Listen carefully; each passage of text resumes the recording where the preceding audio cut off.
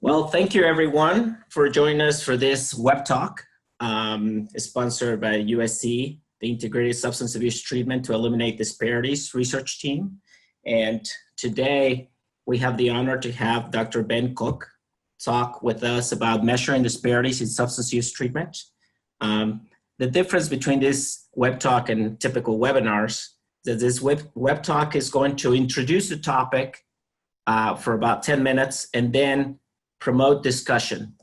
It is through this discussion that we hope to learn more, and then we're gonna follow up, and then we'll send you all information about whoever was involved in the web talk, so we can start creating conversations and discussions about these very relevant topics. So without further ado, thank you, Ben, and take it on. Harvard Medical School, there's Twitter feed and email there if you'd like to follow up. Okay, so we can think of a lot of factors that underlie racial and ethnic healthcare differences. More generally, providers have biases that lead to discrimination. You can think of the Kevin Schulman study and a number of studies after that used randomized methods in order to identify that providers discriminate based on whether the patient is African American, female versus male, older versus younger. And that kind of discrimination deters those with need for SUD treatment.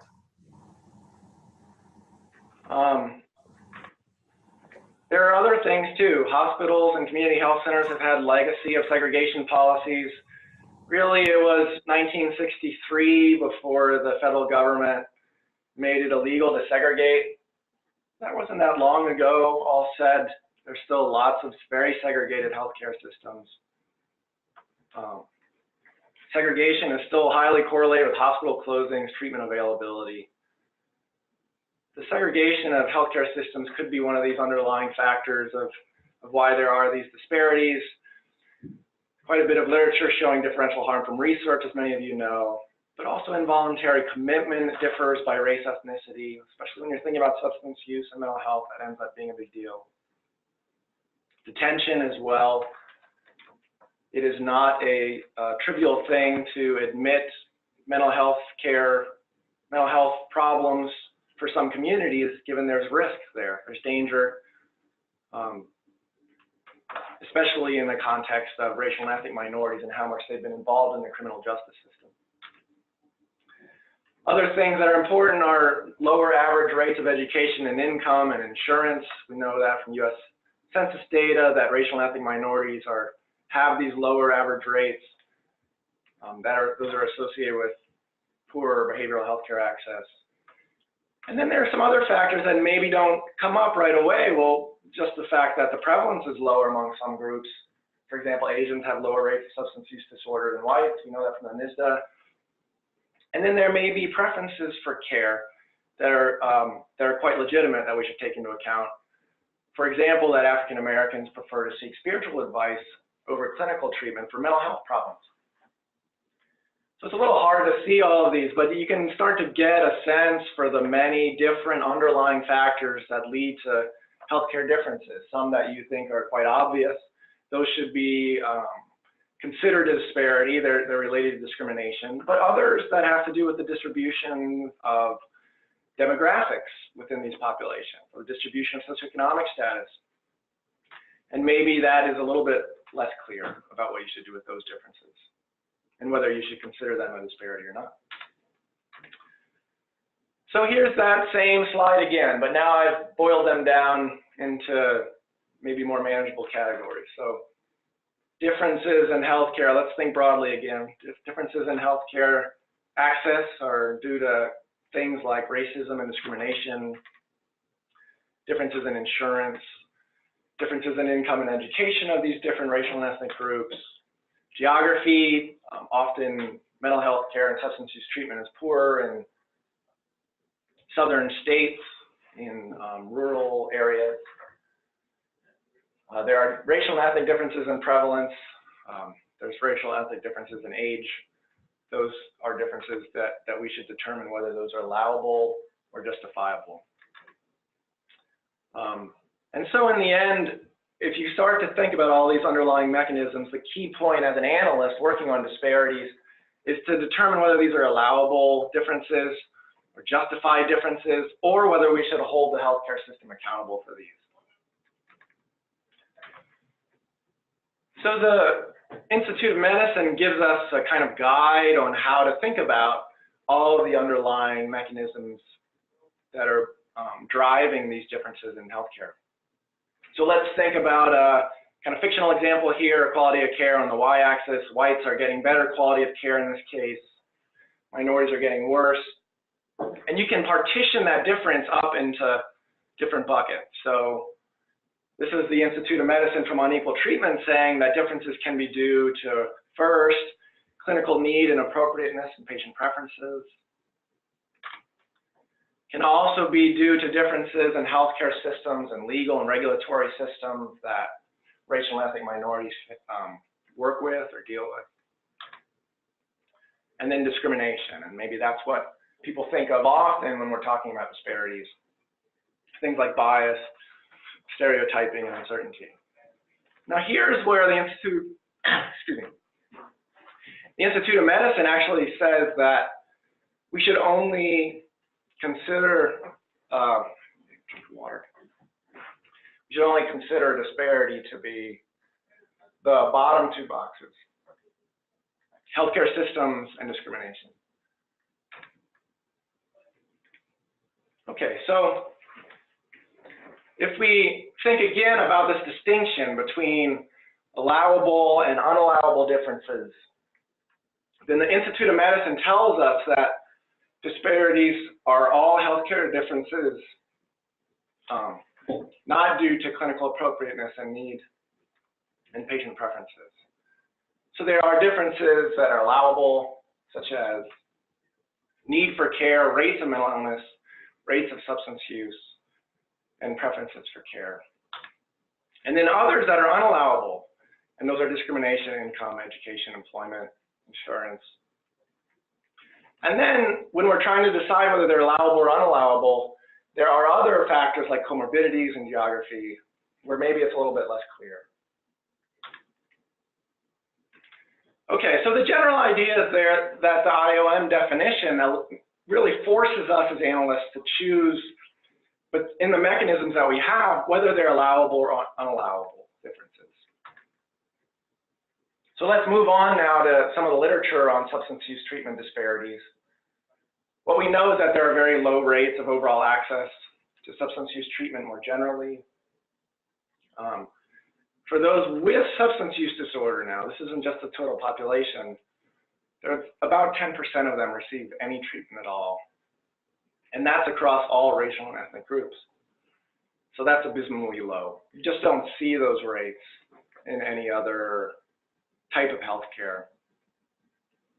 Two important points to put on top of that 10% rate. One is the direction of SES's association with substance use treatment differences is the opposite for mental health care and most other areas of healthcare. One, in mental health care, low SES is associated with less access to care, whereas in substance use treatment, low SES is actually associated with greater access to care.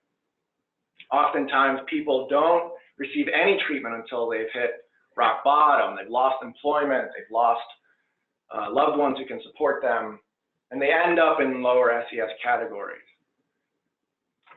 The second thing to talk about is that Blacks and Hispanics have a greater interaction with the criminal justice system. And that's often a reason why rates of substance use treatment are equal between Blacks and whites. So you have this kind of interesting phenomenon in substance use treatment. Very few people get care. The ones that do get care are lower SES and interact with the criminal justice system. A majority receiving treatment are in mandated programs for parole, probation. Often treatment in these settings is perceived as coercive and dehumanizing. So going back to that IOM definition, it makes us think about what is allowable here, what is justifiable, what do we think of ethically as the thing that should count as a disparity? If there are differences in SES, should we count that now? If there are differences in criminal justice involvement, how do we think about that? That becomes a real issue when we have a regression equation in front of us and we're thinking about what variables we're going to adjust for. So in that context, implementing the IOM definition here really means that we should decide which variables we should adjust for. And again, we want to think about those justifiably. This is sort of an ethical question. And which variables we shouldn't adjust for, those unjustifiable differences. And we can talk about this, but we have a number of methods in which we're able to tease out the variables that we want to adjust for, those justifiable differences or allowable differences, and those we don't. And so then after we've adjusted for clinical appropriateness and need and patient preferences, those things that we think are justifiable, if you agree with this IOM definition, then you do some predictions after you've adjusted for that on white and minority groups and take the difference for the disparity. We can talk some more about the kind of mechanics of that method. So then how is this definition of disparities applicable to the substance use disorder treatment system that predominantly treats the poor, predominantly treats the justice involved? I think it raises a lot of questions about how we think about what we're adjusting for. And at the least, it's very useful with the data sets that we have to decompose those racial and ethnic differences in substance use treatment. And to see where it is, what are the factors that are driving those differences. And Oaxaca blinder techniques and other kinds of decomposition techniques can help us there. So my takeaway here is, when measuring disparities, think very carefully about the method you use. Just throwing a bunch of variables into a regression model, looking at the race coefficient, implicitly implies that you think of a disparity as only those differences that are left after adjusting for all the other variables. On the other hand, if you're just simply looking at unadjusted differences between racial and ethnic groups, then you're not adjusting for anything. Implicitly, your definition there is that these are differences, we're not going to adjust for anything. And if there are even underlying differences in prevalence or age, those differences are going to enter into the disparity if you're not adjusting for any variable. Another takeaway, substance use treatment rates are abysmal. You don't see 10% anywhere else. Access to care for people with substance use disorders, horrible in this country. And then there's this interesting phenomenon here where SUD treatment is provided predominantly to those in low SES households and those people that have interacted with the criminal justice system. So what do we think of now? If we're going to calculate disparities, if we're going to hold the healthcare system accountable to racial and ethnic disparities, how do we think about that? We've done some work that showed that if you adjust for criminal justice, if you adjust for socioeconomic status, then the disparities in access arise. But if you don't do that, then you see that rates are about the same across racial and ethnic groups. So I'll stop there and look forward to the conversation. There's some more details about our place and my email and Twitter. Wonderful. Thank you so much, Ben. This certainly has a lot of implications for research methodologies and theory. So now let me open the floor for anybody. If you want to raise the question, you can just unmute yourself and then go ahead and ask a question. And Ben, if I may ask you to stop sharing your screen so we can actually see you. Yeah. Hi Ben, this is Yinfei Kong. Got a question. So I see the previous version of your slide says you have some IOM method that is trying to consider this problem. So in the IOM methods, if I remember correctly, you are trying to match some of the covariates so that you are considering those real disparity factors. So when you trying to match those covariates, which kind of covariates are you trying to match the allowable covariates? Yeah, exactly. So if you think that, let me share my screen here and go back to that. Go back to that slide. So you do want to adjust for those things that you think of are allowable differences, and this is really where the debate comes and is really contextually dependent. That there are some variables that are allowable and some that are justified such as need for care. So in the context of mental health treatment, for example, if Blacks and Latinos have very different rates of depression than whites, then if, let's say that rates were much lower for Blacks and Latinos in depression, well, then you wouldn't expect that they would have the same rates of depression treatment. You would expect African Americans and Latinos to have lower rates of treatment. And so that seems like something that you shouldn't hold the healthcare system accountable for, at least on its face. And so you should adjust for things like rates of depression when you're looking at disparities in depression treatment. Now that I've said that, there are a lot of reasons to think that current rates of depression may be very much related to prior discrimination in the healthcare system. And that's why many of the rates why rates might be lower for some groups and why rates might be higher for some groups. And so if you think that some of that prior work is the reason why there may be disparities now, then maybe you don't want to adjust for need for care. But the key part is that you want to separate these things, that there are some things that you want to match on and some things that you don't. And to answer your question directly, Yinfei, you want to match on the allowable variables, justifiable variables, but not the unallowable. You want to allow differences in income, education, discrimination to enter into the disparity calculation. Okay, thank you for that. So, sorry, yeah, I just unmuted myself, sorry. So thanks for your answer. So that's great and clear. But a follow-up question is that one solution to separate these two kinds of, disparate or differences that to match those allowable covariates, can we just add those variables into the model, and then we kind of remove the effects of we are actually taking away the differences that is caused by those allowable covariates, because you are actually adjusting for those variables instead of matching those covariates for the two groups, let's say the white and black groups, and instead of matching the covariates, we just add those variables into the model. What's the difference?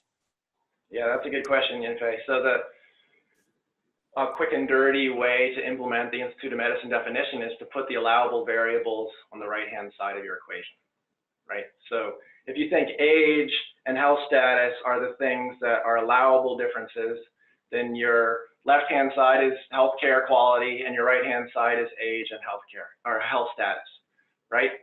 But that model has missing variable bias.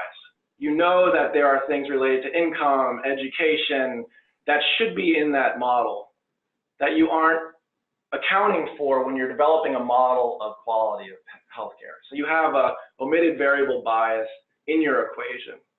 And so the method that we propose put all of the variables in the model that we know impact quality of healthcare, and then do some work after to adjust for some variables, to match on some variables if you want, but not match on other variables that we think are systems related or discrimination related.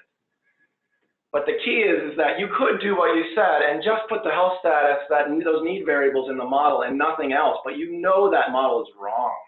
There are other things that you have in your data that could predict quality. And so to avoid the omitted variable bias, then you flesh out that equation as well as you can, and then you use rank and replace or propensity score matching methods after that model, and then you do the prediction in the third step. I don't know if that's clear. Yeah, well, very clear. Thank you so much. Yeah. A quick question for somebody that is just starting in healthcare disparities research. What would you suggest? Some concrete, basic kind of way of thinking about this or doing things? Is there any kind of introductory steps? Yeah, I think one is think about all of the possible mechanisms that could lead to disparities in your outcome variable, right? So if your outcome variable is access to healthcare or access to substance use treatment, then think about all of the mechanisms that could lead to a disparity in substance use treatment. Then look at your data to see what you have to identify those mechanisms. and then think about what are those mechanisms that you think we should hold the healthcare system accountable for, and what are those that are allowable or justifiable differences, if there are age differences across racial and ethnic groups. And so then now conceptually you have an understanding of what that model should look like, and then conceptually you also have a conception about whether those variables that you have in your model are allowable or unallowable. So I'd start there, and then the question is how technical you want to get. If you're a beginner in disparities analysis, doing what Yinfei suggested might be a great start. Maybe you put healthcare access on the left-hand side and the variables related to age and health status on the right-hand side, and then you look at that race coefficient. You also have race on the right-hand side, and you look at the race coefficient and you see whether it's significant or not. That gives you a quick and dirty Institute of Medicine concordant estimate of disparity. And then you can add some of the socioeconomic status variables or other variables that you don't think are allowable and see what that does to the Black race coefficient. So that would be an early way to do this without having to get into the rank mechanism things that we've been developing or the propensity score matching that we've done. So that would be maybe one step that I would say. Conceptually figure out what are the mechanisms, split those mechanisms based on the variables that you have into things that are allowable or unallowable, and then run those models with varying levels of those variables in the model. I see you talking, but I think you might be on mute. Yeah, now I hear you. Now you can hear me? Yeah. So I just wanted to take a step back and tell me a little bit more. As I understood what you're saying is that when you don't adjust for these non-allowable one, it looks like Blacks and whites have equal access to treatment. Is that correct? Yeah. Or is it more just conceptual? Yeah. Yeah. No, that's the trick about substance use treatment. So let me start with an easier example because it's more representative of all healthcare pretty much, is that if you're higher income, you're much more likely to get treatment, right? Yep. So when you adjust whites and Blacks to be at the same level of income, then Blacks' income gets lifted to the whites, or maybe somewhere in the middle, depending on what kind of adjustment you're doing. And so when you lift the Blacks, that's going to lift their access to healthcare treatment. And so when you've adjusted for that, the disparity actually shrinks. Yep. Okay? So when you're doing substance use treatment, it's backwards because of the system and how much in the system of substance use treatment, people really have to hit rock bottom before they get any treatment at all. And so when you even out those by adjusting for income, for example, then you start to see the flip, that instead of the disparity shrinking, you actually see the disparity increasing in substance use treatment. So all that to say, usually Institute of Medicine would say, if there are differences due to income, then we should allow that to enter the disparity equation, and you'll see disparities increase when you don't adjust for them. But in substance use treatment, what happens is the opposite. Once you adjust for them, then you see the disparity increase. And so it questions how we think about systems level variables. It questions about how we think about discrimination and how it should enter into the decision about whether those are unallowable or allowable variables. So can I ask what kind of database are you using this? Is this all payers claims data? Does it include private and public treatment systems? Yeah. Yeah, so we've written probably over a dozen manuscripts using this method and fleshing out this method. A lot of them are on the Medical Expenditure Payer Survey. A lot of them are on the National Survey of Drug Use and Health, especially when we're looking at access to treatment. But we've also applied this in thinking about data sets that are once you're in treatment, so Medicaid claims, Medicare claims, the TEDS data, the treatment episode data set. And that one we don't look at access as much as treatment completion or quality of care once accessing treatment. So I think it applies in both settings.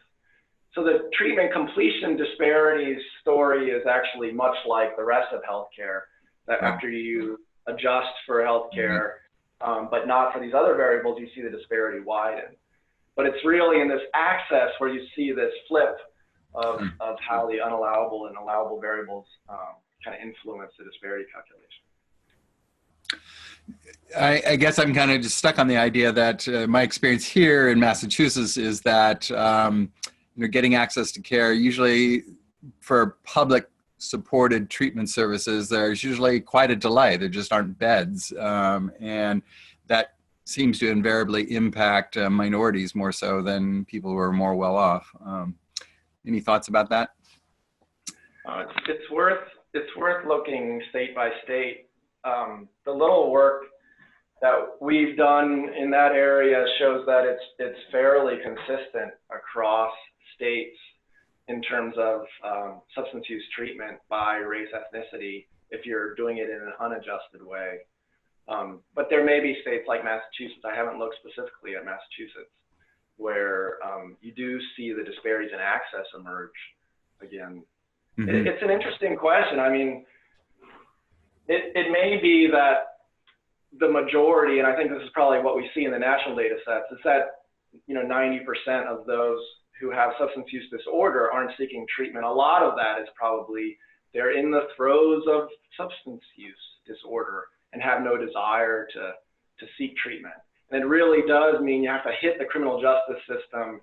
Your employer is mandating that you take something because you've shown up high to work. And so you have these mandated ways of getting into treatment, and that ends up being a big driver of how you get into treatment in this country. And then that sort of levels the playing field in some ways, and in a different way than mental health care access, where insurance matters so much and stigma and things like that. But it's worth seeing in Massachusetts if those numbers are different. Mm-hmm. And I was just curious, your list of unallowable looked very similar to the social determinants, but it was kind of a subset of those. And what was your thinking about that? And transportation and... Yeah. That's just the right question is, what do you put in the unallowable? And what's your conceptual framework? What's your ethical thinking about what we should consider as a disparity? And I think there was a real debate when they were developing unequal treatment about what should be considered a disparity. And on one side, people said, this is just about discrimination and provider discrimination. If African Americans are poorer and hospitals treat the poor worse than the rich, well, that's an income disparity. That's not a race disparity. And so there were a lot that argued against putting income and education into the disparity calculation. But those social determinants of health, in the end, the Institute of Medicine said, if there are differences in those social determinants of health and those load into those racial and ethnic differences, then we should count them. On the other side, there were people who said, well, what about need and patient preferences? Those things seem to be really driven by discrimination. Why are you adjusting for those? Why are you equalizing on those or matching on those? And in that case, that was the other side. I think there was sort of a decision by the IOM to say, we want to figure out what's happening now in the healthcare system and judge disparities not by historical issues, but actually what's happening when people come in the door. That was very controversial on both ends to decide what to adjust for and what not to adjust for. Ends up being, I think, the kind of core of how we measure disparities and how we track disparities over time. We should think a lot more than we do. I think it's often the case that we put a regression in, we put all the variables that we have when we look at the race coefficient. Thank you. Yeah, good question. Wonderful. Any final question for Ben so we can wrap up this second web talk? I see listed a lot of experts in this area, so I think maybe they take it on later through email or through other interactions with Ben. But I want to thank Ben for this opportunity. Certainly, disparities research has moved kind of forward from just looking at differences across groups and sometimes mislabeling that as a disparity to having a very systematic approach to identifying when the disparity occurs. So on behalf of ISAT, thank you, Ben, for this presentation, and thank you, everyone,